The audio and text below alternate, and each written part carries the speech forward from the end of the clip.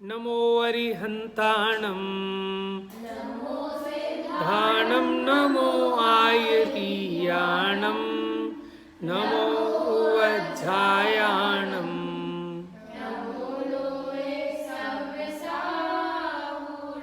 वन्दित्तु सर्वसिद्धे ध्रुवमचलमणोवमं गतिं पत्ते वोच्छामि समयपाहुळ नमः समय साराय स्वानुभूत्या चकासते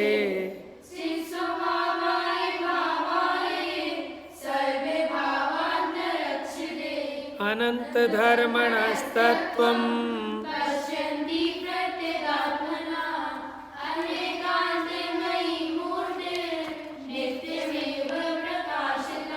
वेरी गुड। चलिए, प्रश्न का समाधान आपका हो गया।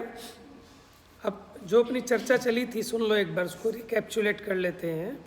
50 से 55 गाथाओं में क्या बताया कि ये जो वर्णादिक से लेकर रागादि गुणस्थान तक जो भाव हैं वो सब किसके हैं? पुद्गल के परिणाम हैं, इसलिए अपनी अनुभूति से भिन्न हैं। समझ में है? अब हैं तो पुद्गल के। प्रश्न ये खड़ा हुआ तो फिर जिनागम में उसको जीव के क्यों कहा? कहाँ पे कहा जिनागम में? गौमठ सारादि ग्रंथों में कि जीव एक इंद्रिय है, दो इंद्रिय, तीन इंद्रिय है, मनुष्य है, त्रियंच है, नारकी है। तो वो कहते हैं कि वर्णादि को, अगली जो 56 नंबर की गाथा आई वो इसके उत्तर में आई है, इस प्रश्न के उत्तर में गाथा आई है। वर्णादि को व्यवहार से कहा जाता जीव के, कि जो वर्णादि से लेकर गुणस्थान तक के भाव हैं इनको जीव के कहना ये व्यवहार नय है। कौन सा नय है? व्यवहार नय। लेकिन परमार्थ से ये भाव जीव के नहीं है। निश्चय नय से देखें तो ये भाव जीव के नहीं है। तो फिर प्रश्न खड़ा हुआ कि आप थोड़ा सा और इसको क्लियर करो, थोड़ा डिटेल करो। तो 57 नंबर की गाथा में समझाया, जैसे दूध और पानी का आपस में संयोग मिला, एक गिलास दूध में एक गिलास पानी मिलाया, कितने गिलास दूध हो गया? एक गिलास दूध था, अब उसमें एक गिलास पानी और मिला दिया, कितने गिलास बन गया? है एक गिलास दूध था, उसमें आपको मैथ्स नहीं पढ़ते हो आप लोग? एक गिलास दूध और एक गिलास पानी दोनों मिला दिया आपस में, अब कितने गिलास दूध हो गया? नहीं आ रही बात समझ में? एक कैसे होगा? नहीं, हम बाल्टी में डाल रहे हैं, चलो इसलिए बच्चा कंफ्यूज हो रहा है। देखो हम ही सही से नहीं पूछ रहे, हम ये कह रहे हैं, हमने पहले कहा था ना एक गिलास में डाल दिया तो एक ही गिलास होगा, लेकिन एक गिलास दूध लिया, एक गिलास पानी लिया, अब उसे बाल्टी में डाल दिया, ठीक है? अब उससे गिलास भर रहे हैं तो कितने गिलास दूध बनेगा? ज्ञानम, एक गिलास दूध बनेगा। अरे क्या बात कर रहे हो आप? बताओ समझदार बच्चे को, वो समझदार है तो ठीक से बता अच्छे से।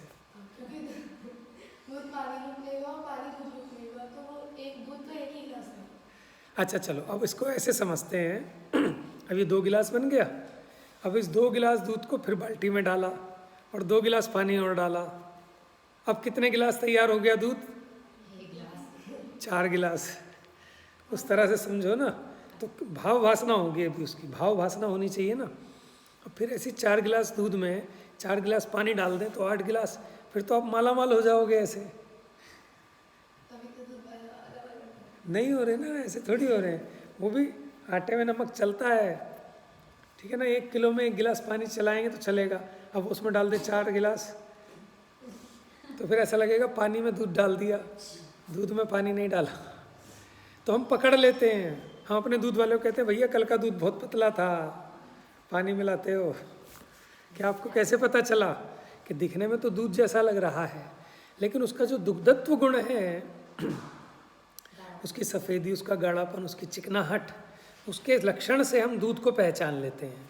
तो जब 2 मिला दिए ना, पीने में भी पता लग जाता होगा आज तो भैया ने इसमें पानी ज़्यादा मिला दिया है ना?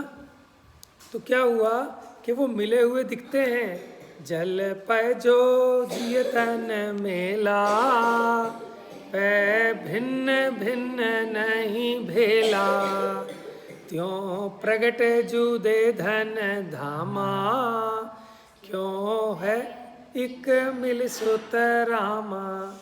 कि जल पाए यानी पानी और दूध मिले हुए दिखते हैं लेकिन मिल नहीं गए, उसी प्रकार ये शरीर और आत्मा ये एकम एक दिखाई देते हैं लेकिन हो नहीं गए। उसी प्रकार कर्म, नो कर्म, देह आदिक ये सब एकम एक दिखते हैं लेकिन हो नहीं गए। इनमें कौन सा संबंध है? संयोग संबंध, एक क्षेत्रावगाही संबंध, तादात्म्य संबंध नहीं है। तादात्म्य संबंध कैसा होता है? जैसे मिश्री और उसकी मिठास में तादात्म्य संबंध है, वो कभी अलग अलग नहीं हो सकते। अभी ये संसार दशा में तो पाए जा रहे हैं अपने को वर्णादि का संयोग, लेकिन मुक्त हो जाएंगे तब तो ये संयोग नहीं दिखाई देगा, वर्णादि से रहित हो जाएगा जीव। है?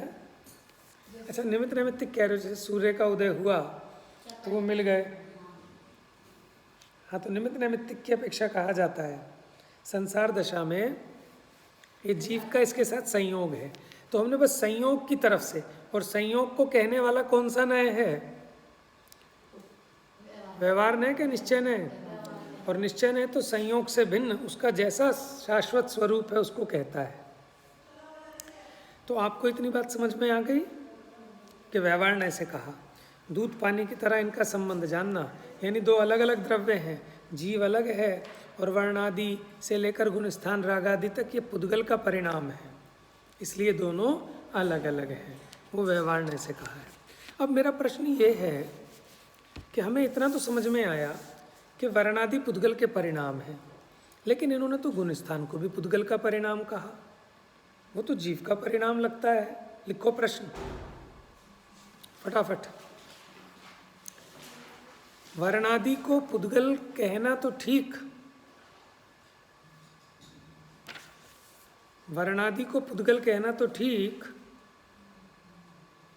किंतु बेटा आप सजाने के चक्कर में मतलब बस गंदी राइटिंग में फटाफट लिख लो, आपको समझ में आनी चाहिए बस, क्योंकि ये नोट्स आपके अपने लिए हैं। अच्छा, थोड़ा सा स्वस्ति तुम्हारी कॉपी थी या आर्या की थी, किसकी थी? एक ना आप कहीं भी स्पेस नहीं छोड़ते, आप पूरी एक साथ लिखे जा रहे हो सब चीज़ें हैं। छोड़ तो दिखाना एक बार, किसकी कॉपी थी वो दिखाओ ज़रा खोल के एक बार। तुम्हारी तो ठीक है, फिर तुम्हारी तो ठीक है। आर्या की थी कि किसकी थी? नहीं नहीं, मैंने उस पर स्पेशली बहुत सारे रिमार्क्स लिखे थे।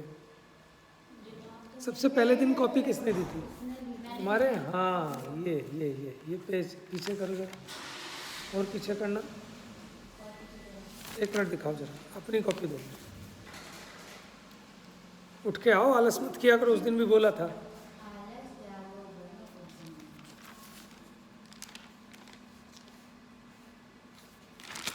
देखो जैसे ये है ना, तो आप क्या करो, जब कोई पॉइंट लिखते हैं ना, एक तो बुलेट्स में लिखो, फिर थोड़ा गैप दो एक विषय का दूसरे विषय के साथ। एक ना ये मार्जिन सही सेट होना चाहिए। ये कि क्लास में लिखते हो ना, देखो आप ये यहाँ एंड हो रहा है, यहाँ एंड हो रहा है, यहाँ ये, अच्छा चलो ये तो पूरा हो गया। अब जैसे ये है, अब यहाँ एक शब्द आना चाहिए था, इसमें एक सिमेट्री होनी चाहिए आपकी, और थोड़ा गैप होना चाहिए। यहाँ का ये बीच में 2 लाइन कैसे हुआ था? कोई बात नहीं, ये मैंने अब मैं सबके लिए बता रहा हूँ ये बात कि आप जो है ना थोड़ा सा मार्जिन, जैसे अब कंप्यूटर में जब टाइप करते हैं वो अपने आप मार्जिन सेट करता है ना।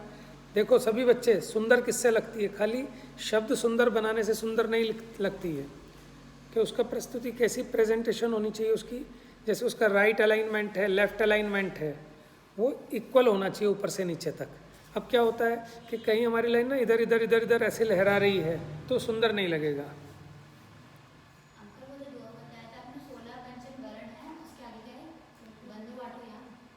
तिने नमू त्यों काल, ऐसा कुछ है।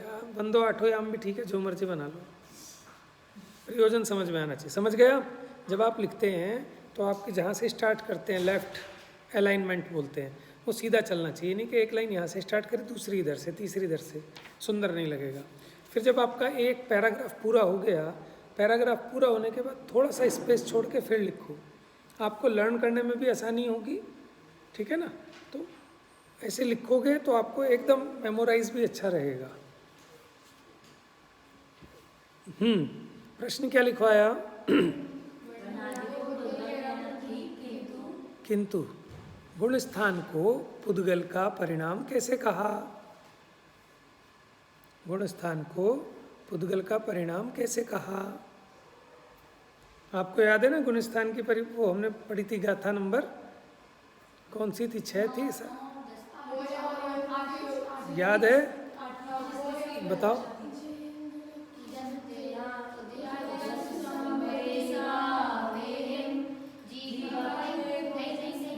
देखो, जिन उदय आदि उपशम आदि भावों में जीव देखे जाते हैं। अब इसका मतलब गुणस्थान क्या है कि कर्म के उदय उपशम 6 उपशम को गुणस्थान कहा। समझना एक मिनट, कर्म के उदय उपशम 6 उपशम आदि को गुणस्थान का परिभाषा देख लो आप गोमट सार जी में है। दोनों बात है ना। अब 2 प्रकार के होते हैं। अब सुनना एक मिनट, मुझे बताना जरा ध्यान से, समझने की बात है, आंसर तो बाद में लिख लेना आप लोग। अब हमें ये समझना है कि हमें तो ऐसा लगता है कि गुणस्थान जीव के परिणाम है, तो गुणस्थानों को जीव का परिणाम कहना वो व्यवहार है। क्या कहा? जीव का परिणाम कहना व्यवहार है। वास्तव में तो जहाँ कहीं भी स्थान शब्द आएंगे ना, लिख लेना, कल लिखवा दूंगा इसकी परिभाषा। स्थान, इसमें जैसे गुण स्थान, जीव स्थान, बंध स्थान, मार्गणा स्थान, ये ये पुद्गल कर्म के उदय के, पुद्गल कर्म जनित स्थान, वो पुद्गल की प्रकृतियों के कहलाते हैं स्थान, जीव के स्थान नहीं होते। माने एक समय में उदय में आने वाले या वो पुद्गल संबंधी अवस्थाओं को स्थान कहा है। तो जहाँ कहीं भी स्थान शब्द आया तो आप समझ लेना वो कर्म की उस स्टेजेस की तरफ से है। जैसे यहाँ पे आया संक्लेश स्थान, विशुद्धि स्थान, तो कर्म के उदय आदि संबंधी जो स्टेजेस हैं उनको कहते हैं स्थान। समझ में आया? तो गुण स्थान क्या है? पुद्गल के हैं, क्योंकि कर्म के उदय आदि की दशाओं को गुण स्थान कहा, और जीव के जो कहा वो व्यवहार से कहा। अब इसको हम उदाहरण के माध्यम से समझेंगे। प्रश्न समझ में आ गया? अब आप उदाहरण ना छोटे छोटे से हिंट लिख लेना, लेकिन अब समझ लो। पहले एक बात बताओ, आपको पता है लीटर क्या होता है? लीटर क्या होता है? पता है ना? दूध नापने वाला जो एक कप होता है वो क्या है? लीटर। और मीटर पता है आपको? मीटर क्या होता है? क्या होता है? जिससे कपड़ा नापते हैं। 1 मीटर लंबा लोहे का एक फिट्टा टाइप होता है, स्केल टाइप, उसको क्या बोलते हैं? मीटर। उसका नाम ही मीटर है। समझ में आया? बात समझ में आ गई? लीटर समझ में आया? जो एल्यूमिनियम जिससे दूध नापते हैं ना, दूध वाला, देखा है कभी? उसको बोलते हैं लीटर। क्या बोलते हैं? लीटर। ऐसी किलो पता है आपको? किलो किसे कहते हैं? वो 1 किलो का जो बाट है वो 1 किलो है। बात समझ में आ रहे हो? ऐसे ही सुनो, जब हम नापते हैं ना, जैसे 4 हाथ, हाथ क्या है? हाथ तो ये है। बात समझ रहे हो? अब एक बात बताओ, हमने कहा ये जो साड़ी है ना, ये साड़ी 20 हाथ की है। क्या कहा? ठीक है, यानी 20 हाथ साड़ी है। क्या है? तो ये बताओ, साड़ी में हाथ है क्या? हाथ से नाप रहे हैं तो उसको कह रहे हैं कि 20 हाथ है। साड़ी में 20 हाथ नहीं है। अब इसको थोड़ा सा आओ कि 5 मीटर साड़ी है। क्या है? तो साड़ी में मीटर है कि नहीं है? मीटर से तो नापी जा रही है, इसलिए उपचार करके क्या कहते हैं? साड़ी 5 मीटर है। जबकि मीटर तो अलग है, लेकिन वो मीटर लगा के नापते हैं उसको, उससे उसकी माप करते हैं। तो कपड़े में मीटर कहना ये उपचार है। मीटर तो कपड़े से भिन्न है। बात समझ में? अच्छा, दूध से समझो कि 4 लीटर है दूध। क्या है? तो दूध में लीटर है क्या? लीटर के द्वारा तो बस नापा है। जब ये लीटर नहीं होगा तो किसी और चीज़ से नापते होंगे, से जैसे ऐसे कहते होंगे 4 गिलास दूध, तो दूध में गिलास है क्या? गिलास भिन्न है, दूध भिन्न है, लेकिन गिलास के द्वारा उसको मापा गया, तो उपचार से क्या कहते हैं? 4 गिलास दूध। ठीक है, बात समझ में आ रही? 4 लीटर दूध। ऐसे ही देखो, अब देखना, हमने एक थर्मामीटर बनाया बुखार नापने के लिए। थर्मामीटर से नापा है कभी आपने बुखार? तो उसमें कहते हो इसके तो 100 बुखार है, 100। तो ये 100 नंबर थर्मामीटर में है कि आपकी बॉडी में है? लेकिन आप क्या कहते हो? भाई साहब इसको 100 डिग्री बुखार है, 100 डिग्री फ़ारेनहाइट। तो वो 100 डिग्री आपके शरीर में है कि उस थर्मामीटर में है? लेकिन उपचार करके क्या कहते हैं कि साहब इसको 100 डिग्री बुखार चढ़ गया। तो पारा चढ़ गया उसमें, जिस थर्मामीटर में नापा उसमें आ गया 97 डिग्री या 104 डिग्री। तो क्या कहते हैं कि मेरे को 104 डिग्री बुखार है। तो मेरे में डिग्री नहीं है, डिग्री थर्मामीटर में है, डिग्री मेरे में नहीं है। लेकिन मेरे में इतने डिग्री बुखार कहना, ये उपचार का कथन है। बात समझ में आ रही है आपको? ये 3-4 उदाहरण दिए। भाई साहब क्या हुआ? मुंह पे से हाथ हटाओ, अपने ज्ञान चक्षु खोलो, चर्म चक्षु के साथ साथ। क्या हुआ? बात समझ में आई? किलो किस में है? सब्जी में है कि उस बाट में है? हाँ, तो उस बाट के माध्यम से हम वो नाप रहे हैं, इसलिए हमने उसको भी किलो कहा। अगर कोई उससे ना नाप कर टोकरी से नापता, ऐसे भी तो होता है ना, टोकरी से नापा तो भी 4 टोकरी है, 4 पेटी है, तो पेटी अलग है और सेब अलग है। सेब पेटी में आते हैं ना कि 2 पेटी सेब हैं, तो पेटी में सेब नहीं, सेब में पेटी नहीं, संयोग संबंध है दोनों का, लेकिन उसमें उपचार कर दिया। बात समझ में आ रही है? नहीं आ रही? तो उसी प्रकार गुण स्थान जीव को मापने का थर्मामीटर है, क्योंकि कर्म के उदय उपशम आदि से हम जीव के परिणामों को नापते हैं। आई ना, गाथा नंबर 9 थी शायद। क्या है? क्या है वो? लक्खी जनते क्या है? हाँ, यही है उदयादिशु। उदयादिशु संभवे ही भावे ही, के उदय आदि से संभवित जो भाव हैं वो गुण स्थान है। उदय आदि से संभवित, तो उदय आदि के जो स्थान हैं, स्टेजेस हैं, उसके द्वारा पता चलता है। जैसे देखो, अगर हमने थर्मामीटर से नापा, अरे इसके तो मिथ्यात्व प्रकृति का उदय है, तो हमने पता लग गया कि जीव मिथ्या दृष्टि है, इसके मिथ्यात्व प्रकृति का उपशम हो गया।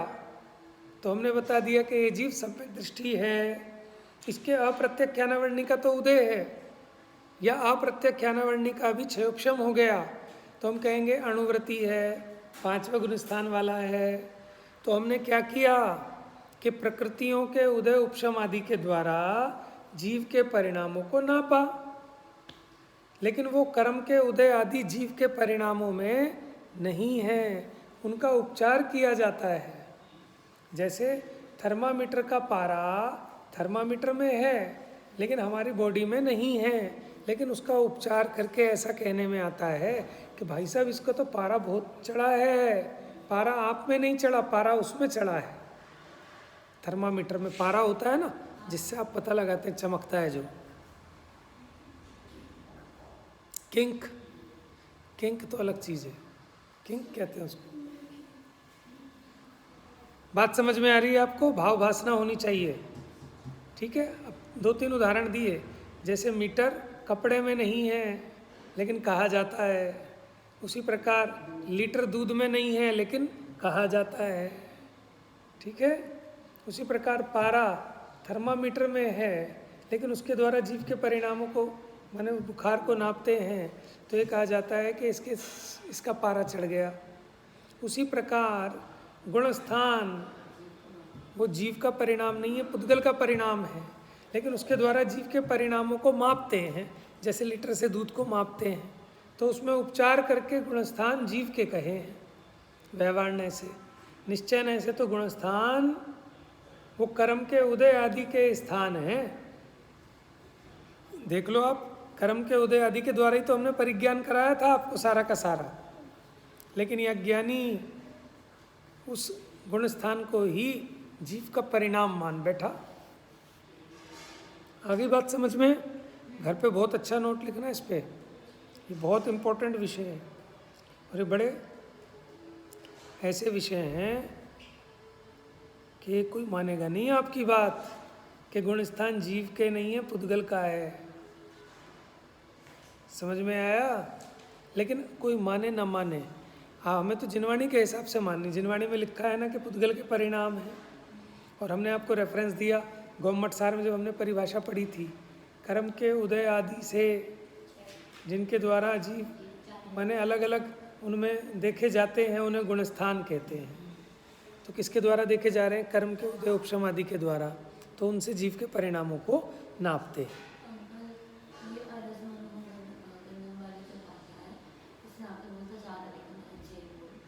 मत लिखो ना, हाँ कोई बात नहीं। अलिंग ग्रहण के 6 बोल कहाँ हैं? एक ही तो है बस। अव्यक्त के हैं तो अव्यक्त के लिखने हैं। देखो रस रूप गंध वर्ण सबके एक जैसे हैं, उसमें आप एक आधा लिख लो चलेगा बस, ठीक है। अपनी प्रैक्टिस के लिए एक और लिख लिया है ना। जो अलग अलग हैं वो तो लिखने हैं और इनको अच्छे से याद भी करना है, देखो है ना। तो ये बात समझ में आ गई आपको आज वाली। अब आप ये मत कहा करो कल हमने 4 गाथाएं खींच दी तो आज एक भी गाथा नहीं खींची, ठीक है। तो उसको कर लेना आप, ये बड़ी इंपॉर्टेंट बात थी इसलिए मैंने समझा दी। ये भी आपको भले उतनी समझ में ना आ रही हो लेकिन आपको समझ में आएगी कि राग आदि को पुद्गल के क्यों कह दिया, गुण स्थान को पुद्गल क्यों कह दिया। वो तो वास्तव में तो जीव के कहने चाहिए क्योंकि जीव के परिणाम है राग आदि।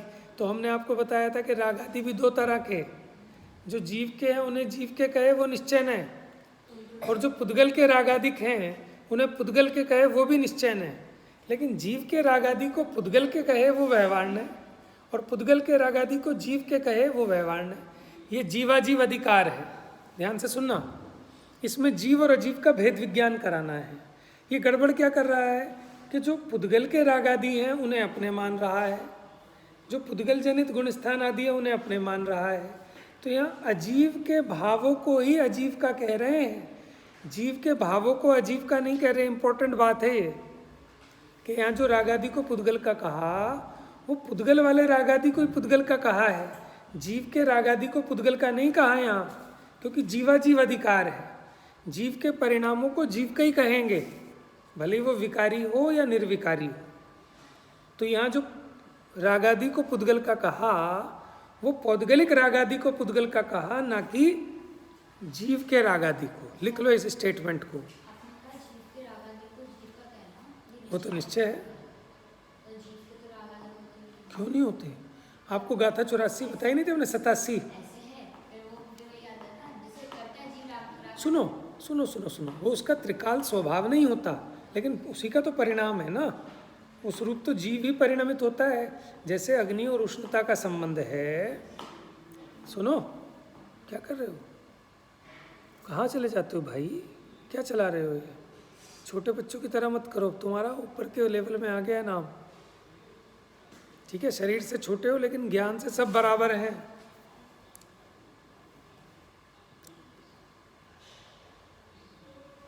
देखो रागादि जो जीव में उत्पन्न हुए उस समय जीव ही उस भाव रूप से परिणमित हुआ है कि नहीं हुआ? हुआ है ना। तो वो निश्चय ऐसे जीव के हैं, लेकिन चूंकि अशुद्ध भाव हैं, सदा रहने वाले नहीं हैं, उपाधि से माने कर्म के उदय के निमित्त से होते हैं, इसलिए इनको डाला अशुद्ध निश्चय के खाते में। किसके खाते में?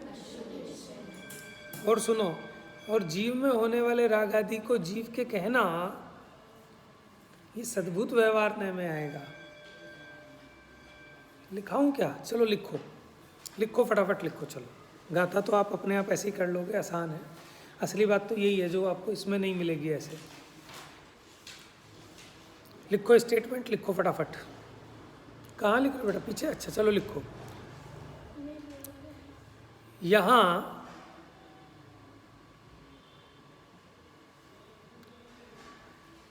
पौद्गलिक रागादि को ही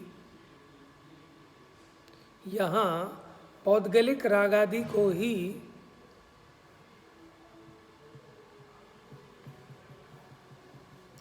पुद्गल का कहा है,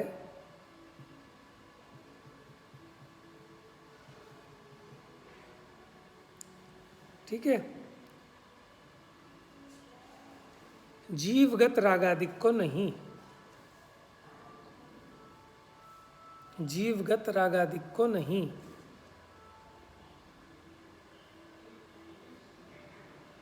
ठीक है, अगला पॉइंट लिखो।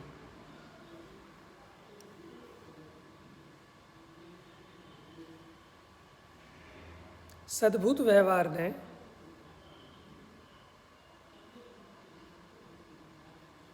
वह अशुद्ध निश्चय ने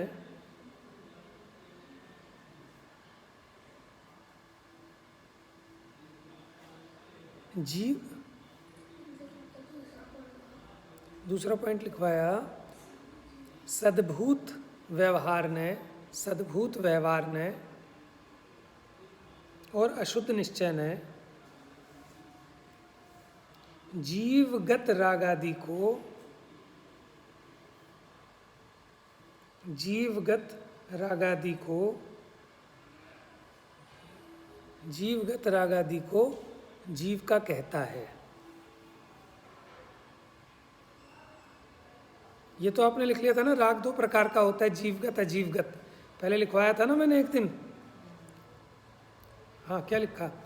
जीवगत रागादि को जीव का कहता है। तीसरा पॉइंट लिखो।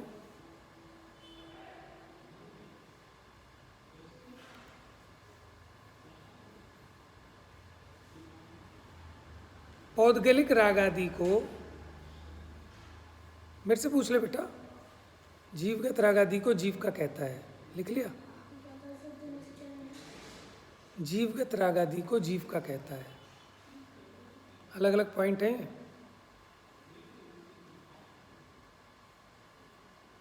दीदी से भी चेक करा लिया करो कभी कभी कॉपी, ठीक है ना। एक बार आप अपनी कॉपी दिखा देना, कह देना भैया ने बोला है कि एक बार आप थोड़ा देख लेना कॉपी। हाँ, ठीक है ना,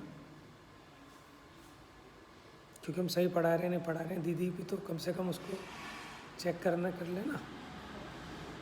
हमारी कोई गलती होगी हम सुधार लेंगे। अब मैं नोट्स इसलिए लिखाने लगा हूँ, मुझे दीदी से मतलब थोड़ा सा इस बारे में दिशा निर्देश मिल गया था, तो अच्छा है। तो अब अच्छा रहेगा आप लोगों के लिए, हम लिखवा रहे हैं ना नोट्स, आपको याद भी रहेगा। बेटा क्या लिखा आगे? पौद्गलिक रागादि को, क्या अभी मैंने क्या लिखाया था? स्टार्टिंग कहाँ से की थी?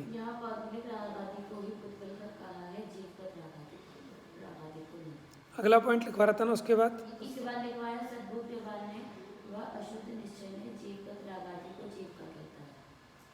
इसके बाद तीसरा पॉइंट। हाँ, ये पूछ रहा हूँ मैं, आपने सारी कहानी सुना दी। अच्छा अच्छा, अब लिखो। पौद्गलिक रागादि को जीव का कहना, पौद्गलिक रागादि को जीव का कहना असद्भूत व्यवहार का विषय है। पौद्गलिक रागादि को जीव का कहना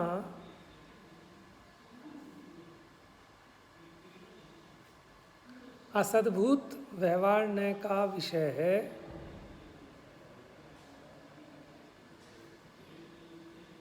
सद्भूत व्यवहार का नहीं। ये बहुत बड़ी बातें लिखवा दी है मैंने।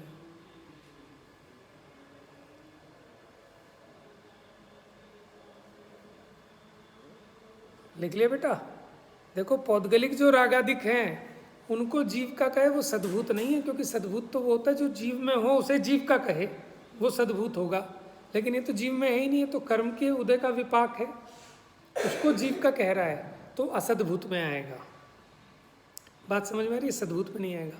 तो फिर रागादि को तो सद्भूत व्यवहार ने ऐसे जीव का कहा कि भैया वो जीवगत रागादि को जीव का कहना वो सद्भूत व्यवहार का विषय है, क्योंकि वो जीव उस रूप परिणमित होता है।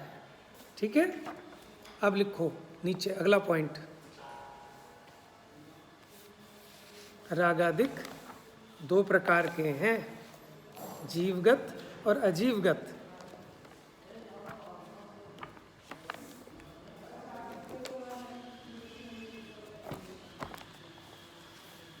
रेफरेंस लिखो, गाथा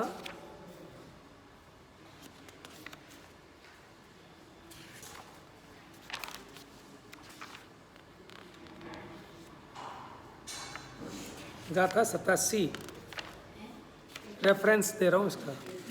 गाथा 87 वहाँ बताया मिथ्यात्व सब ये दो प्रकार के हैं, अज्ञान भी दो प्रकार का है। रेफरेंस में लिख लो नीचे REF डॉट गाथा 87।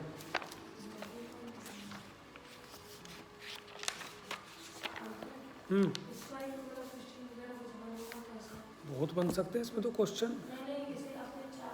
ये मैंने पॉइंट इसीलिए लिखवाए क्योंकि हमारा बात ये थी कि वर्णादि तो हमें समझ में आ रहे हैं कि पुद्गल के हैं, लेकिन ये रागादि गुणस्थान आदि इनको जीव का कैसे कहा, इसमें कॉम्प्लिकेशन ना हो आपको। तो जो हमने रागादि को जीव का कहा, वो रागादि को पुद्गल का कहा, तो हमने भी आपको सिद्ध किया ना कि गुणस्थान आदिक वो पुद्गल के कर्म के उदय का विपाक है, वो पौद्गलिक है, इसलिए उन्हीं को पुद्गल का कहा है। जीव वाले जो हैं उनकी यहाँ चर्चा नहीं है क्योंकि ये जीवाजीव अधिकार है। उसका उत्तर ये होगा क्योंकि प्रकरण चल रहा है जीवाजीव अधिकार का, तो जीव के भाव को अजीव का कहना ये गलत है, अजीव के भाव को जीव का कहना ये गलत है, लेकिन जीव के भाव को जीव का कहना और अजीव के भाव को अजीव का कहना ये सही है। तो गड़बड़ क्या करता है कि जो पुद्गल कर्म के उदय का विकार है उसे जीव का मानता है, इसलिए उसको भेद ज्ञान करा रहे हैं कि रागादिक गुणस्थान आदिक जीव के नहीं है। तो यहाँ जो निषेध कर रहे हैं जो जीव के नहीं है वो जीव के नहीं है, वो पुद्गल के हैं। बात समझ में आई? तो हमने यहाँ दो भेद इसलिए बताए कि रागादि दो प्रकार के, जीव और अजीव, उस अपेक्षा समझना। हाँ पूछो बेटा।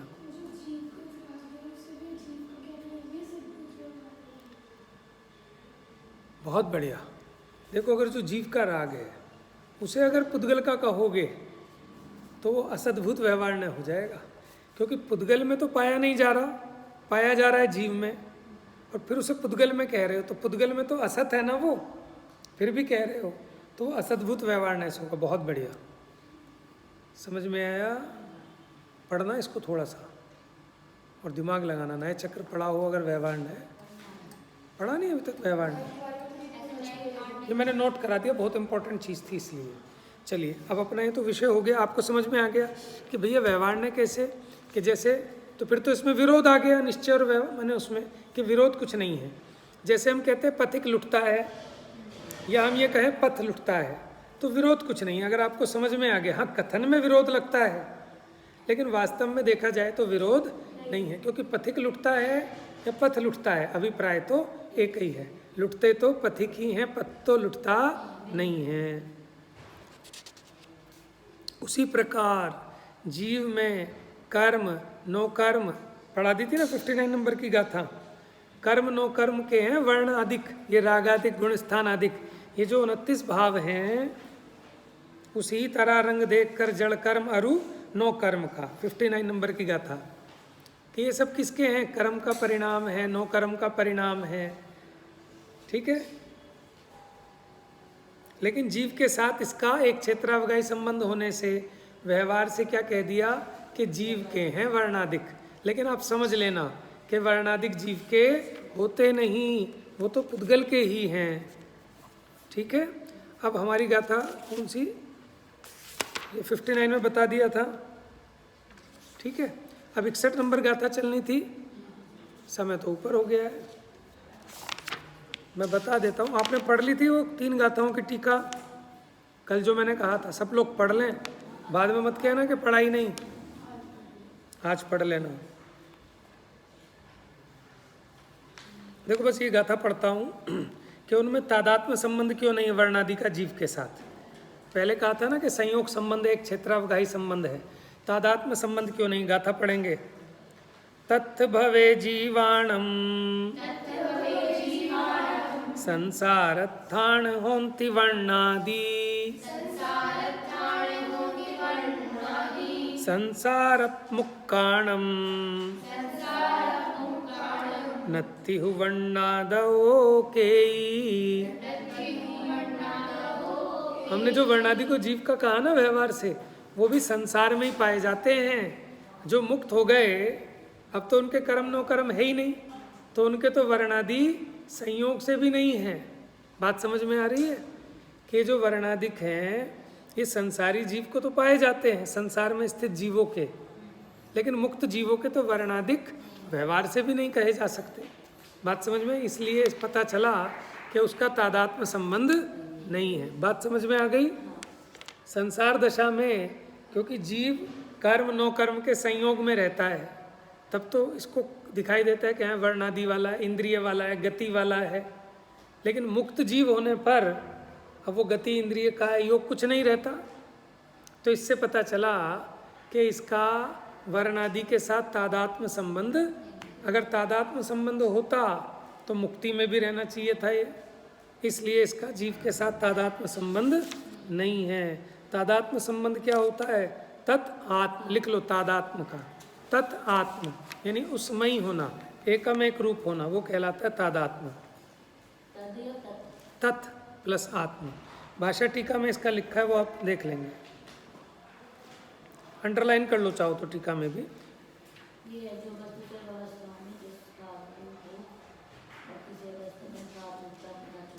देखो पंडित जयचंद जी का भावार्थ देखो इसमें, द्रव्य की सर्व अवस्थाओं में द्रव्य में जो भाव व्याप्त होते हैं उन भावों के साथ द्रव्य का तादात्म्य संबंध कहलाता है।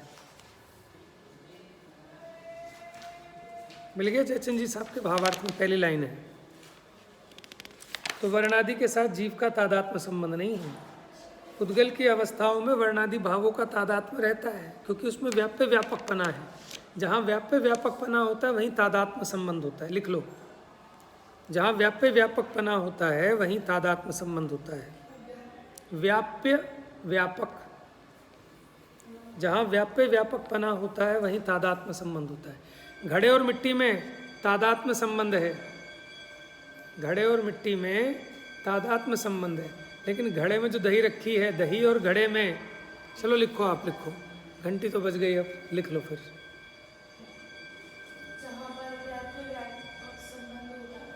जहाँ व्याप्य व्यापकपना होता है वहाँ तादात्म्य संबंध होता है।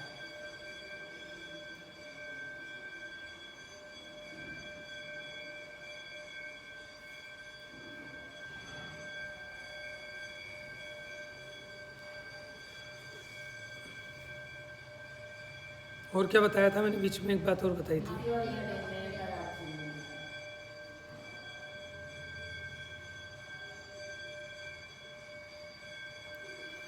घड़े और मिट्टी में लिखो तादात्म्य संबंध है। घड़े और मिट्टी में लिखो जल्दी, घड़े और मिट्टी में तादात्म्य संबंध है। ठीक है, घड़े और पानी में नहीं, पानी में नहीं। समझ में आया? पानी का घड़ा है कि मिट्टी का घड़ा? बच्चों समझ में आ रहा है? पानी का घड़ा कहना व्यवहार है। समझ में आया? पानी घड़े रूप नहीं हुआ, घड़ा पानी रूप नहीं हुआ। लिख लो, पानी का घड़ा डैश व्यवहार, मिट्टी का घड़ा डैश निश्चय। लिखो बेटा, पानी का घड़ा, पानी का घड़ा कहना व्यवहार है,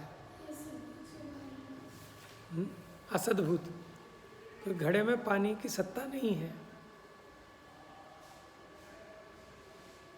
पानी का घड़ा कहना व्यवहार है, मिट्टी का घड़ा कहना निश्चय है। समझ में? नए वस्तु में नहीं होते, लिख लो, नए वस्तु में नहीं होते, नए ज्ञान में अथवा वचन में होते हैं। लिख लो इम्पोर्टेंट बात, नए वस्तु में नहीं, रुको रुको, छोड़ो, लिखो, नए वस्तु में नहीं, कोमा, वस्तु को जानने वाले ज्ञान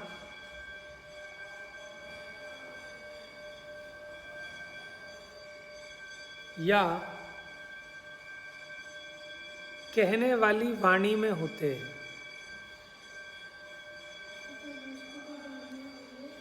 ज्ञान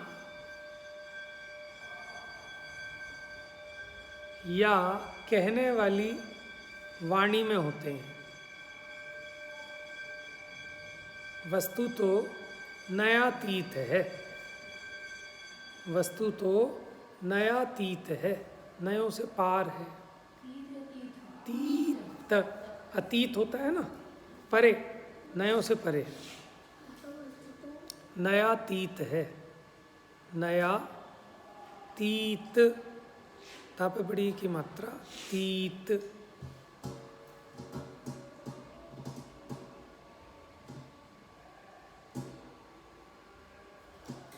आज आपसे बहुत बड़ी बड़ी बातें कर ली हमने, बहुत गहरी बातें हैं।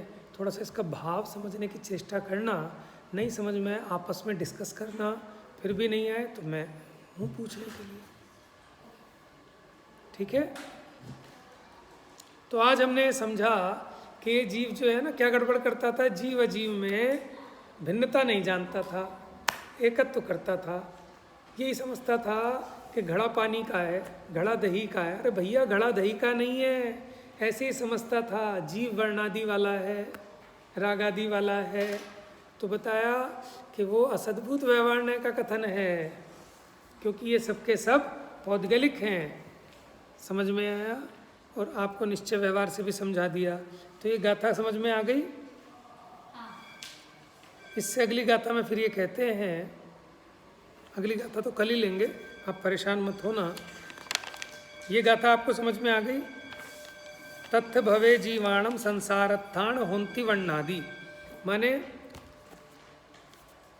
उस जीव के जो उस भव में है, उस संसार में है, उसके संसार दशा में ही वर्णादि पाए जाते हैं। ठीक है। संसारप मुक्काणम, मुक्काणम माने मुक् का ये वाला नहीं, मुक्त, जो संसार से मुक्त हो गए। नत्थि हु वर्णादवो के ही, उनके ये 29 भावों में से कोई भी नहीं है। अब आपको एक क्वेश्चन छोड़ रहा हूँ, आप ही देखो। जब आप मार्गणाएँ पढ़ते हो तो उसमें लिखा था कि 14 गुण स्थान संसारियों के ही पाए जाते हैं, सिद्धों के क्यों नहीं? समझ में आया? ये 14 गुण स्थान, जो गुण स्थान है सिद्धों के ही हैं, मुक्त जीवों के क्यों नहीं है?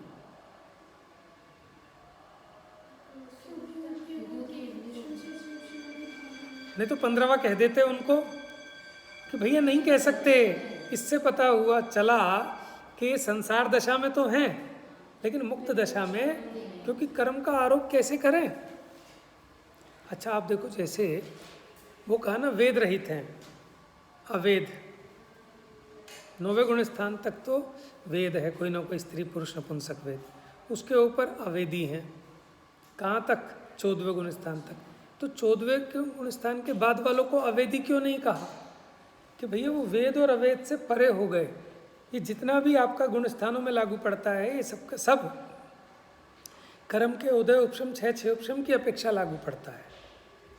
बात समझ में? आप सोचना, मार्गणाओं में, सब मार्गणाओं में ऐसे बताया कि वो मार्गणाओं से अतीत हो गए, गुण स्थानों से अतीत हो गए।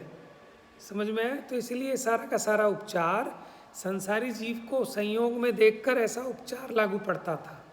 सिद्ध भगवान पर वो उपचार से भी लागू नहीं पड़ सकता। इससे समझ में आया कि संसार दशा में तो थे ये भाव, लेकिन मुक्त होने पर ये कोई भी भाव नहीं है।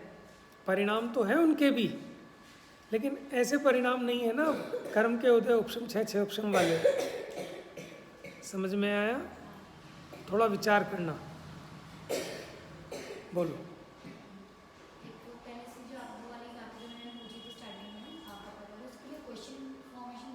कौन सा वाली? कपड़े को लाल रंग का कर देते हैं, तो वो तो व्यवहार से करते हैं, उसके लिए क्वेश्चन फॉर्मेशन। देखो क्वेश्चन ये हो सकता है उसमें